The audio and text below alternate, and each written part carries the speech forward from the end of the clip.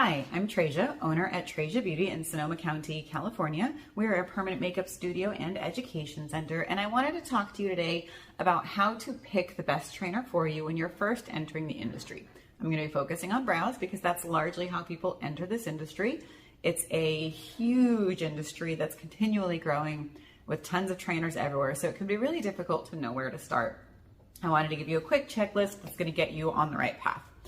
The first and most important thing that I think you should know is that there are actually no requirements in most of the United States to become a trainer. Legally, you could buy a kit off of Amazon, never tattoo somebody's face, make a beautiful flyer that says you're a master trainer and start taking people's money. So it is up to you to do your research, to look into the artist's background, make sure they've got a long portfolio that supports them being a teacher before you sign up for their class. Anybody can hire a graphic designer and make a stunning flyer.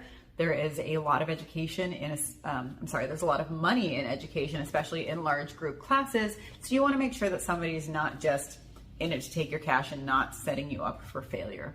When I first started, the standard was 2-day classes. I learned in a hotel with 2 days of training under my belt and was told, you're good to go, you're going to make 6 figures in your first year. And that's not the case. And unfortunately, some of that education that still exists and is really common out there, there's nothing wrong with a 2-day class if it's ongoing education. But when you're just entering the industry and it's needing to include your fundamentals and you need to learn everything about permanent makeup, nowhere near long enough. It's also highly likely that you won't be able to be insured after just a 2-day class.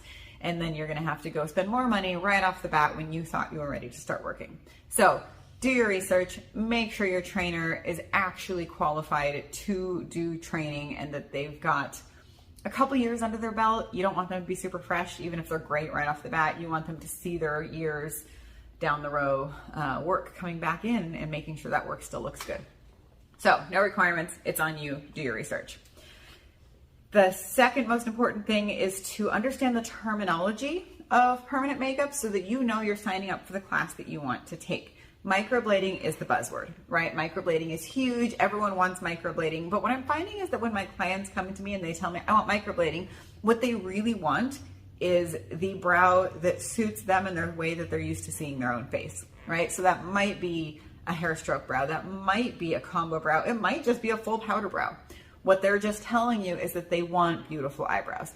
So when you want to learn a technique, make sure that you know more than just you want to give people beautiful eyebrows, right? There's 3 different main techniques. 2 of those are hair strokes. One of them is shading. So you can do hair strokes by hand. The most popular term there is going to be microblading, and that is slicing the skin to draw a hair stroke and implanting ink into that. There's also soft tap and pixel blading, which are other manual techniques of tapping color into the skin. Then there is digital microblading or nano hair strokes, which are hair strokes with a machine that punctures the skin and uses a single needle to draw out that hair stroke. Both give very, very similar end results that are super natural. You get a beautiful hair stroke. Very, very different in how they're performed and in the long-term healed results on most skin types. The other technique is shading with a machine. This is powder brows. This is ombre brows. I've also heard many other specifically branded words within that, but it's all essentially shading with a machine. This can be really natural. It can also be super, super defined. There's a lot of styles within that. So understanding the terminology so that you know what class you're actually signing up for, you understand what you're actually going to learn is really important. And on a similar aesthetic vein, you want to make sure that you're learning from somebody whose portfolio you wish was yours, right? If somebody does really, really stunning, strong, defined ombre brows that are just like Instagram perfect, but you love a natural style, just because that trainer's doing stunning work doesn't mean that's the trainer for you, right? You want to learn from somebody who has the portfolio you wish you had, because they can teach you how to get that portfolio.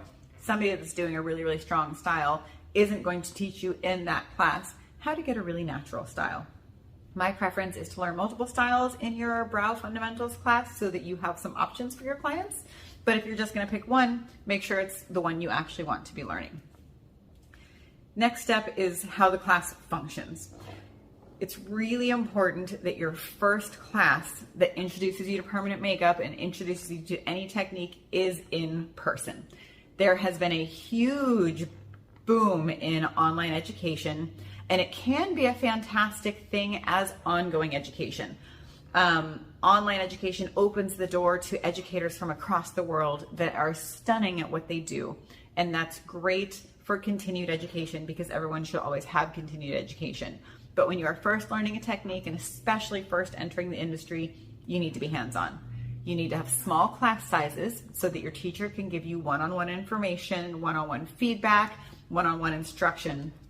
If you're in a class of 40 other people, they're barely going to get to look at you, right? We cap our brow class in my studio at 4 students because I want to make sure I can sit down with you and adjust your hand positioning, adjust your machine, adjust your body posture so that your body is happy 20 years down the road and you're still tattooing. I want to make sure that I'm giving you personally the best foundation before you walk out my door. So make sure that your class size is small and then it can facilitate that. You want a longer format class, meaning you're going to be there long enough to not only learn the technique of what you're doing, not only work on models, but also learn the fundamentals behind permanent makeup. You have other things to learn and understand, including color theory, both color theory in your inks, color theory based on the type of ink that you're using, excuse me, because there's 2 main types, inorganic and organic, and they don't mean the same thing that it does with food. You want to understand color theory in your client's skin. What are their undertones? What are their overtones? That's a big lesson in and of itself. And if you don't understand your color theory, you're not going to be giving your clients good long-term results. You also need to understand your tools.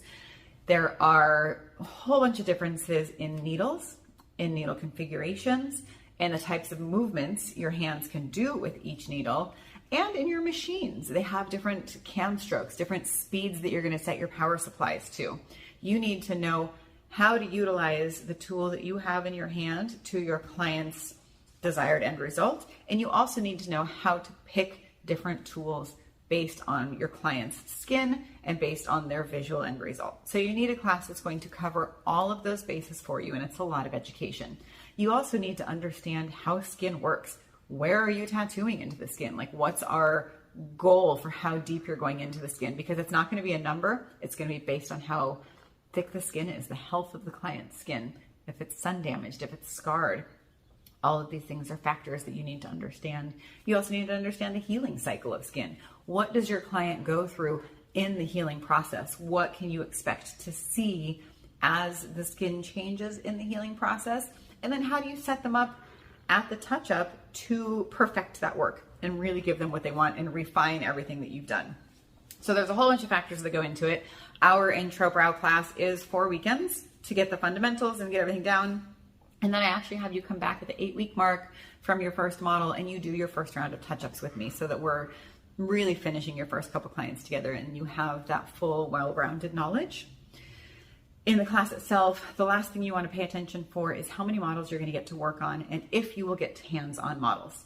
So their teacher should be doing a demo model for you. That's technically a hands-on model for the teacher, so you want to make sure if they're advertising hands-on models that it's not just your teacher demoing for you. You also want to make sure that you are not going to just be sharing one model with like 3 other students. You should be getting a couple of models. You should be able to do them bottom to top by the time you are leaving class by yourself. You should know how to create an outline. You should know how to do the finishing touches. You should know how to walk them through their aftercare. Ideally, you're also going to cover some of the basic fundamentals of running your own business, how to market yourself, get ideas on how to start getting models and start building your business. So there's a whole lot that needs to go into it. A fundamental class should be longer format, so that's what you want to look for. The last thing that I'm going to say that you should ask your instructor, and this isn't going to be on their flyer, this is going to be probably an email or a phone call to them, is what is your graduation rate? There are some classes you can take where you finish the class and regardless of if you passed out and didn't finish your model, just because you were there, they're going to give you a certificate, right? You don't want 100% pass rate. You need that teacher to have some kind of a standard that they're going to hold you to and some type of level of work that they're expecting you to have before they hand you a certificate. So 100% pass rate is not actually ideal. On the same vein, you don't want a really, really low pass rate either. If they're telling you that 95% of their students don't pass, that means they are not actually teaching you the skills well enough or giving you the time to develop the skills in order to pass the class. So you want a class that is not a guaranteed pass, but also not probably a guaranteed fail, right? So it's a good question to ask because the way they answer that question is going to give you a whole lot of information. So I hope this helps. Picking your permanent makeup teacher that gets you started really is going to set you off on the right foot to build what can be a super amazing career. So good luck. Let me know if you have any questions.